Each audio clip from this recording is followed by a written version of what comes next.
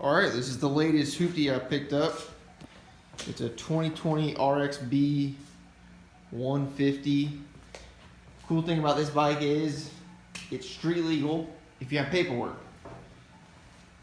The caveat, I don't have the paperwork for this one, so I'm trying to figure out how I can get the title, through a service. There's Two Brothers title on Facebook. I don't know if they're a scam. They seem kind of sketchy. They're dirt legal. They're super expensive. But if I can't get it registered, that's fine. I really bought it for the motor. It's a 150cc YX engine, which these YX is basically it's like a Honda bottom end, and then they morph a KLX 110 top end on it. And then this one, what makes this one special, I think, is its electric start. You don't see a lot of them like this that are electric start. But I mean, one of the cool things about this bike is it's got a dash, pretty legit dash. So you have the neutral light, and then you shift it. Well, of course it's not. When it actually shifts into first, it shows first gear, but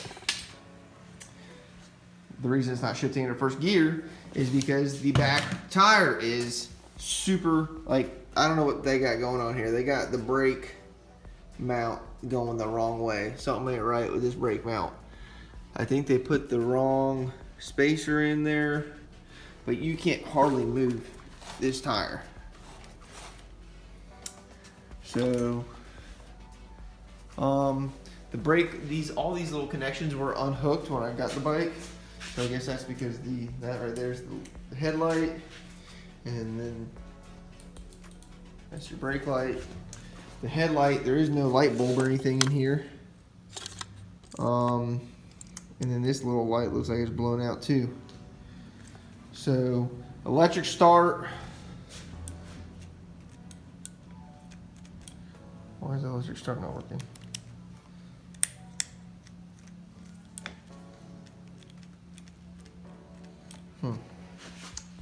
Electric start does not work for several reasons.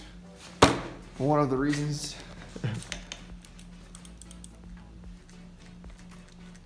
oh, I know why. So this is reason number one why the electric start's not working. And then, as you see, this headlight's it was zip tied on here. And then there's also some more mystery wires in here that I found. But I've decided that these are the turn signals. The only thing I thought was weird about that is the turn signal. Oh, there's the other ground. I was gonna say the turn signals in the back have two grounds, but yeah, that makes sense now. Now there's this plug, and that wire is broken. So, I mean, the biggest thing is that wire's broken for the electric start. And that's one of the biggest things. This is the second biggest thing. The rear brake, I don't know what's going on with that thing. And then someone put a nibby carburetor on it, and it's a 24 millimeter, which I think is a little small for this engine. Which, I mean, it probably gives it more bottom end. The foot peg mount is broken, cracked. The grips are secure. The seat is broken right there.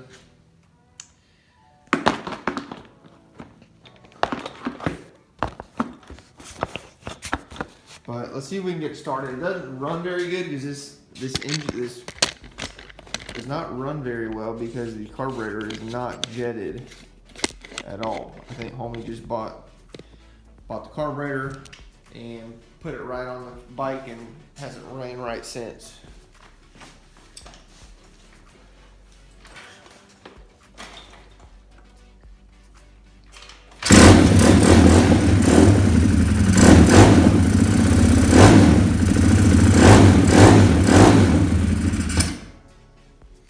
Little smoke.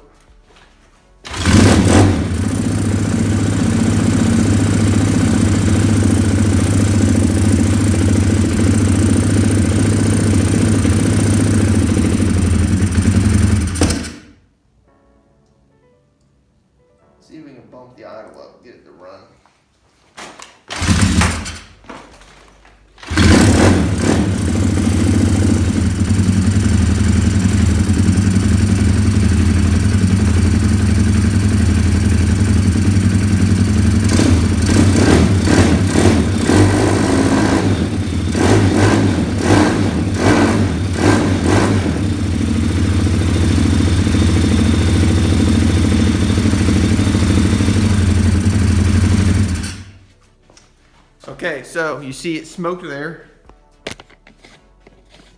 So you saw it was smoking, which you would think that means it has an issue.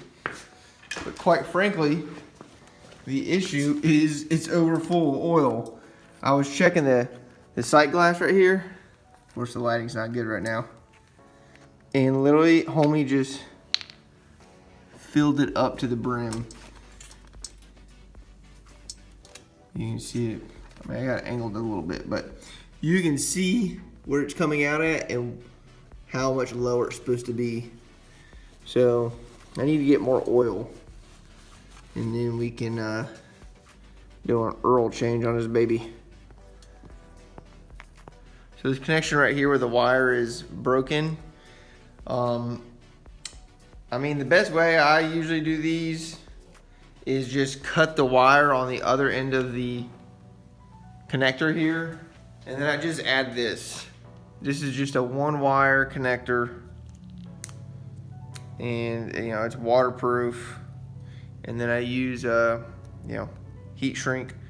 And I mean, is it the prettiest? No, but you're not gonna be able to get this Chinese pin out connector and the pins and this and that and da da da da da. So this is our solution.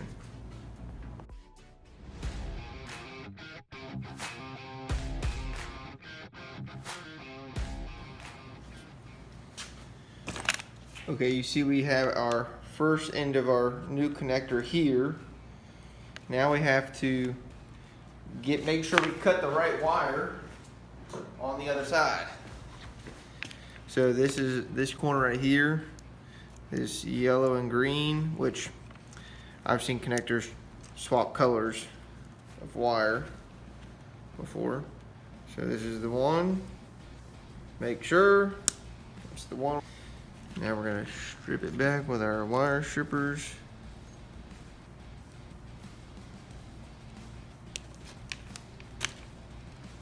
You don't need a lot sticking out, just maybe 3/16 of an inch. And I already have our crimp connector on the end here.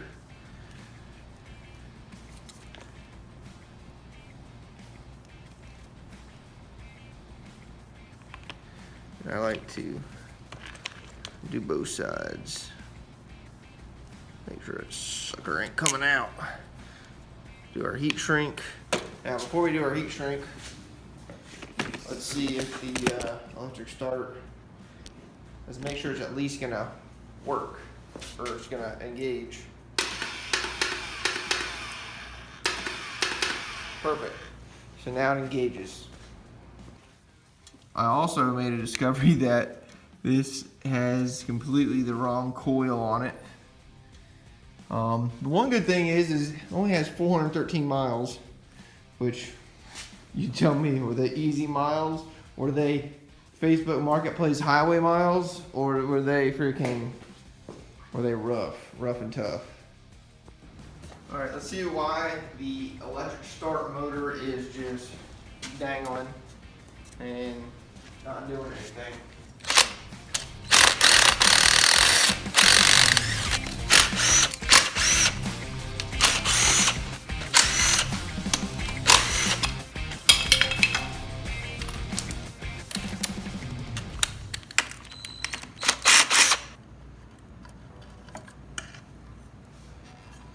Oh wow, I love this. So the chain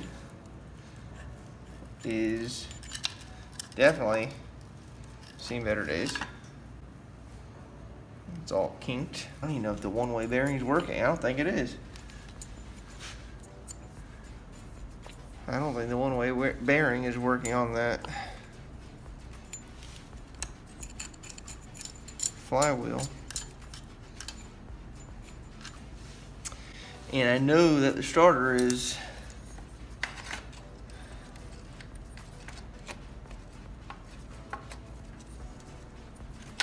this thing is damn wrecked, tell you that, that's for sure. Anyways, I finally got the flywheel off. I got this Tusk flywheel puller from Amazon, and I made this little sleeve that goes over the crankshaft to protect the threads, because the first time I put a 3-jaw puller on there, and I mushroomed the hell out of the end of the crank. And then so I was able to grind it back down with this Dremel. And I was able to chase the threads with that thread chaser and this tap. And we have threads. So finally, I was able to get this flywheel off, and oh my gosh, that sucker was on there. So this is the starter clutch, and the starter clutch wasn't engaging. And you can see that these holes, I've already moved. So I did not explain this the best in the video. There is a sheet metal outer sleeve that wraps around this whole entire gear piece, and that's what holds in the ball bearings that works the one-way clutch. And it seems as if this piece has twisted and is not lining up properly anymore. Not lining up. You can see, let's see. Oh man. Anyways, you just have to trust me. So I moved it a little bit already. So I'm pretty sure this hole is supposed to line up with these holes, and then the bearings should work correctly after that. So I'm going to continue trying to twist this outer piece. It's like thin sheet metal. Must have got really hot. You can see he's got this ring on here. I don't know what must have happened. Maybe the chain fell off or the starter, and then I don't know. It definitely looks like the chain's been riding on there. But anyways. All right, you can see I have these holes lined up now, and the one-way bearing is working.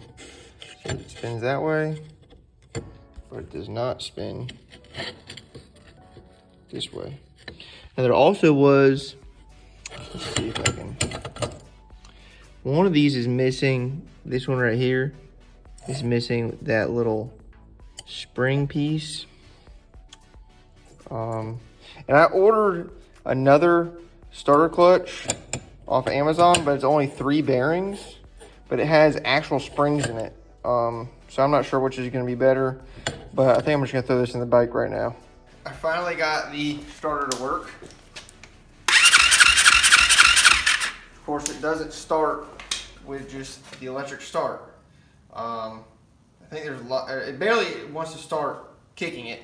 I think there's lots going on with this carburetor.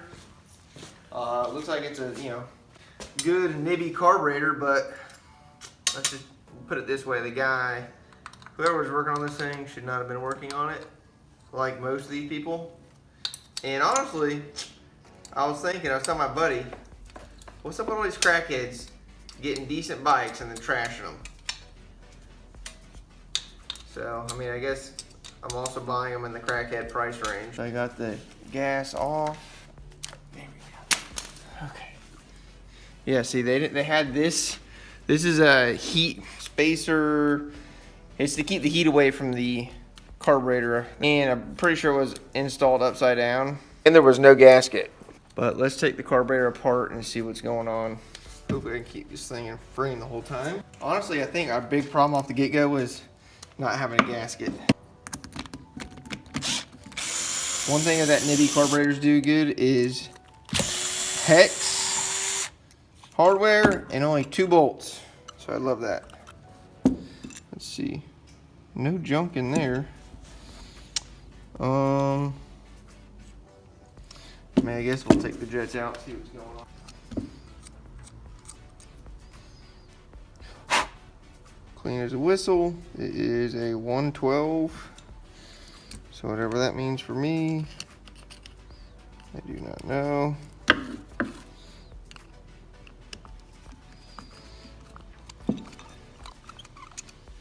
Now, based on the way the bike was running, it was really poppy at idle, which I would see, make me think that it's got a rich pilot jet, but we had all that air coming in. So this is a 40 pilot jet. It's clear. I mean, let's just take it back in. We'll put the carburetor back on with the gasket, or just take the heat sink out, or the heat insulator. All right, I couldn't find, or none of the gaskets I had lined up correctly with the center bore and the bolt holes. Basically, we're just going to put the carburetor right onto the intake, which I think will be fine, and the O-ring is what will give us a seal, and O-rings work pretty damn good.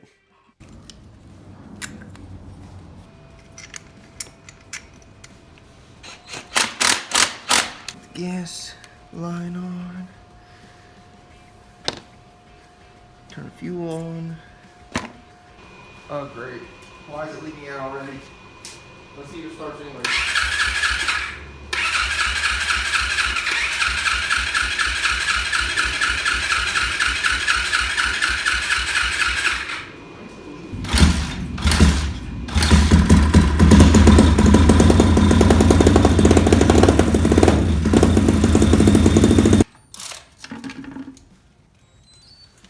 Oh, yeah. Ow, ow, ow, ow.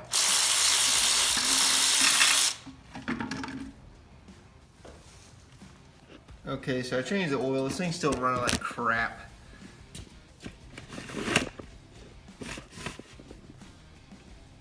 You can see this piece of junk coil right here. I think this could be our issue. I moved it around and a little bit, and then it made different, you know, the engine sounded different. But at the same time, I kept moving it, then it stopped. Yeah, then it didn't change anymore. Now this engine's hot. And I already burned my hand a little bit, and I don't like that.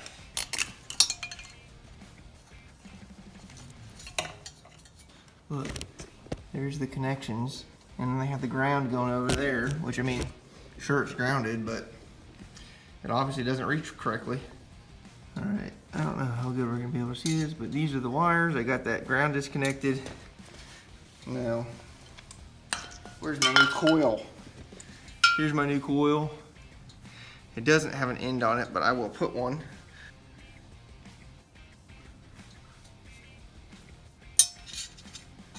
Oh my god, I just made a discovery. Look at the spark plug in there. It's cross-threaded or something's going on. Let's try and pull this thing out. Okay, well, it's already stripped or something, so we're gonna... Damn. I mean, it doesn't look that bad other than it's not the right size. I wonder if this is the right size or not. Well, let me Google what kind of spark plug it takes. So I looked up what kind of spark plug it takes as far as like the thread pitch, and this is the correct thread pitch, which is a 10x1. So I'm just gonna go ahead and chase the threads.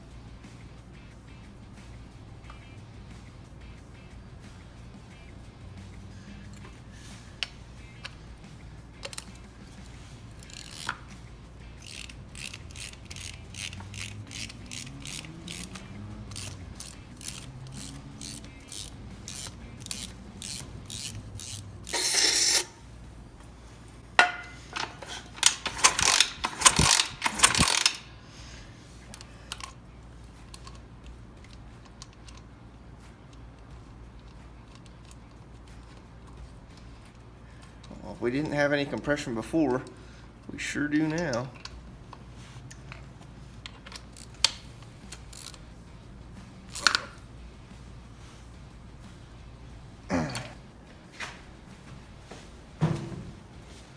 Fuel's on. Oh, kill switch.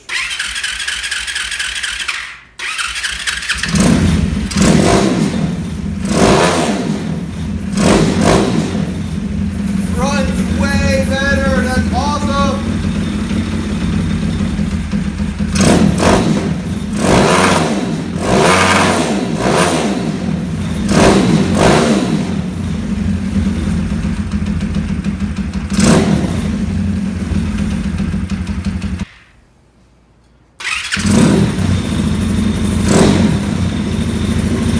So it starts up. I changed the 40 pilot out to a 42. It seems like it runs better with the 40 in it. So it still starts hard with the electric start and probably the kickstart, now that the electric start works, I'd have no interest in the kickstart. So anyways, I've got the engine at top dead center here. You can see the T.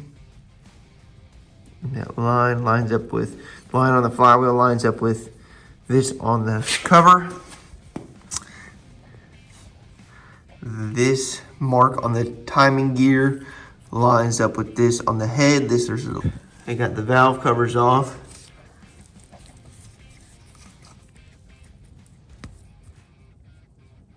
You can't hardly hear it or see it, but this bottom exhaust valve does have some valve lash, but the one on top does not. So I think that intake valve is tight, keeping it open, which is making it lose a little bit of compression. And then it's hard to start. So I'm gonna adjust that real quick. The battery's weak, but I got it on charge. Hopefully it's charged up. Gas is on. Probably should take that off the flywheel real quick. Let's see. Starts in better now with the valves adjusted. Way better.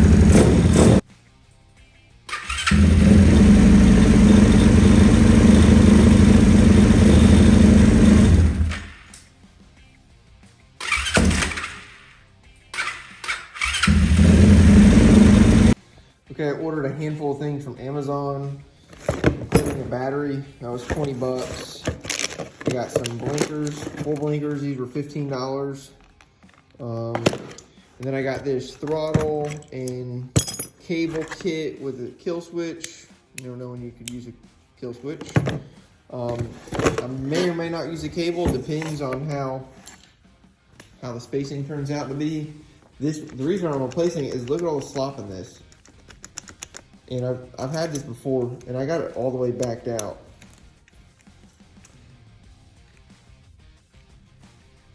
So you can see like all the throttle play back and forth, and it's not even in there. I'm gonna put this other throttle tube on, and then we can put this other grip on. This is not the best grip, but hey, these grips, throttle cable, and this kill switch are like 12 bucks, overnight shipping. So literally everything in this box is less than 50 bucks to my door. And I ordered it last night. Now we can get this crappy grip off here. Okay, so this is our beautiful Chinese grip. It's gonna fit on there just right. Now I did heat this up and I actually burned it a little bit there. Because these things are rock hard. This is the super secret for getting your grips to stick. This is actually for carpenters, for woodworking. People use this on trim, but it's like a 2-part super glue. So basically we're gonna put it on here. I'll spread it around with a brush. We'll put the grip on, and then you just spray this. You spray this over top the grip. It'll make the super glue harden. Now it will harden eventually, but that will make it harden instantly. So the good thing about this is you don't have to work super fast, but I mean, if you move too slow, it will start hardening.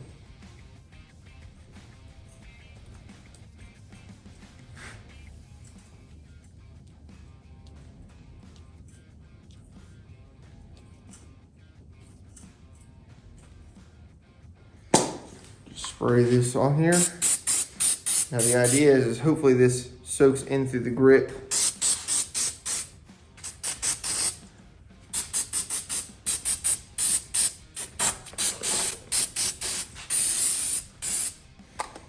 Sucker should be on there. Oh yeah. I don't want to jinx it, but I'll let it cure some more. But that is how you put on grips and they don't move.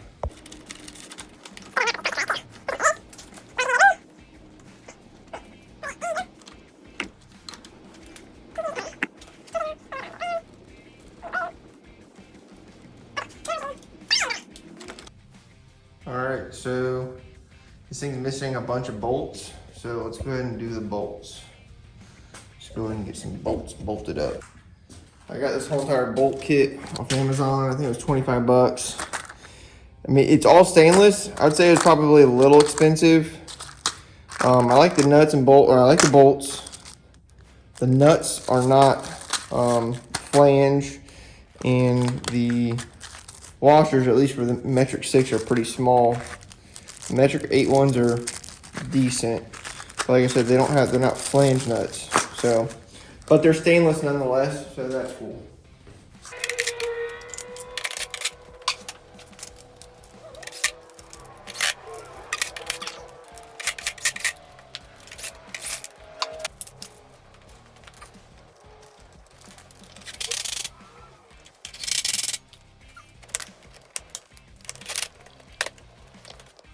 All right, we're almost done with the bike here, and I got all the bolts. I got a bunch of fresh bolts in it. I don't think we're missing any at the moment. The next two big things are the seat and the rear wheel does not move worth crap. The seat, this post goes on there.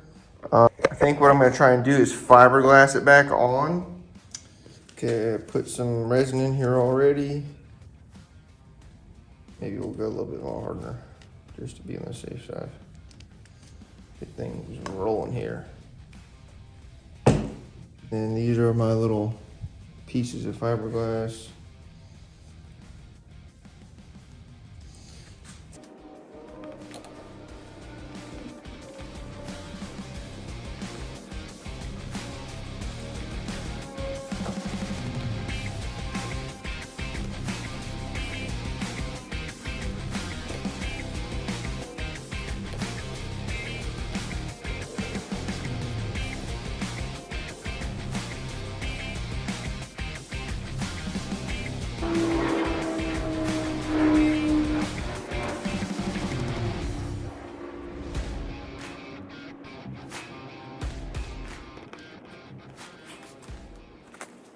All right, so last thing we're gonna work on is this rear wheel situation. And they got the wrong spacer in this brake for some reason. These jokers only have the chain adjusters in there, right? Let's hope these aren't stripped out. That one's good.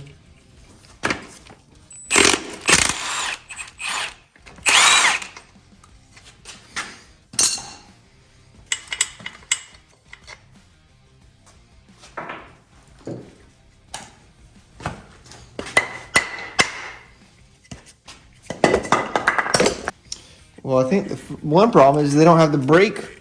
They don't have this brake brake pad on the correct side. But this looks like it goes in here.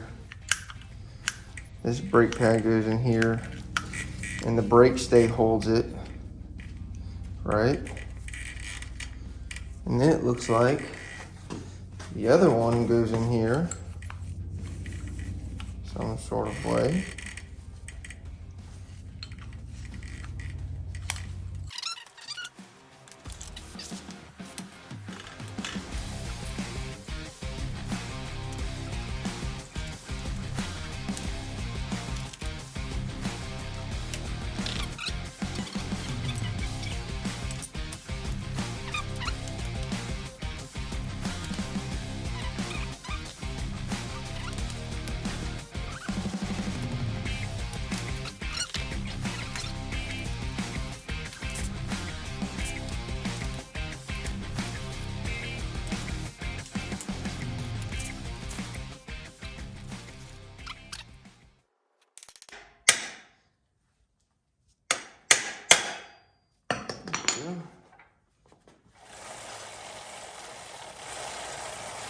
This brake stay wasn't lined up correctly, but now you see it's right. All right, let's set the chain tension and then check out the seat. The seat has turned out good. It's still, it's only been like 20 30 minutes, so it's on there, but we're not gonna tighten it down. Now, the one thing I don't understand is what happens here. I think I'm missing a little, some sort of little piece. Nonetheless, that fits in there. That fits there. And now we have a nut that actually fits on here. Cool. Back brakes fixed. We got turn signals, we got headlight, we got electric start. Okay.